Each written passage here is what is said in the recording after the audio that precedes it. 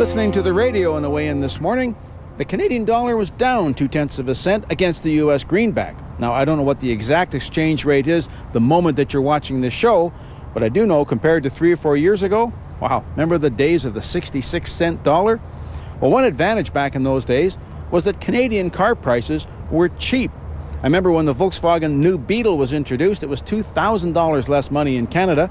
And I don't know why I remember this particular number, but the Volvo S80 was 10 grand cheaper when you do the currency exchange conversion.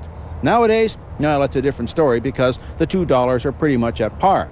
So shouldn't Canadian car prices come down? Well, they have. A couple of high-end manufacturers have dropped their prices 8–10%, not nearly as much as the currency exchange difference, but it is a step in the right direction. So now that you can get Canadian cars in the States, even cars built in Canada are cheaper in the States than they are here. Does that make sense?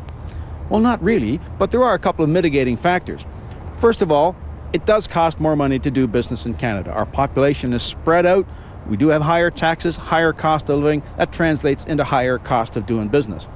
Now, you could go down to the States and buy the car. You could save yourself some money. You're going to end up with a car that's calibrated in miles instead of kilometers, if that makes a difference to you. There are a few standards that Canadian cars have to meet. They don't have to meet in the States, but you can still bring the car in because of NAFTA. Now, the car companies are going to tell you the warranty won't apply. The dealer might give you a hard time, and frankly, that's understandable.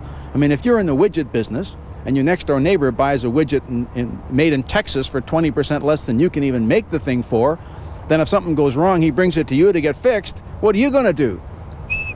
How about those Blue Jays? You're not going to want the business because he didn't support you when you needed the business. Now, the Canadian car dealers, they're in that basic same situation.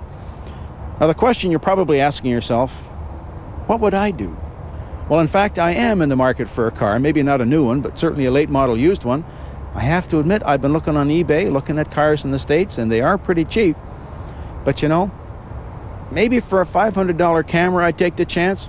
For a $20,000 car, I think it comes down to getting the car that's fit for the Canadian market, and frankly, I want to support my local gunfighter. I'm Jim Kenzie.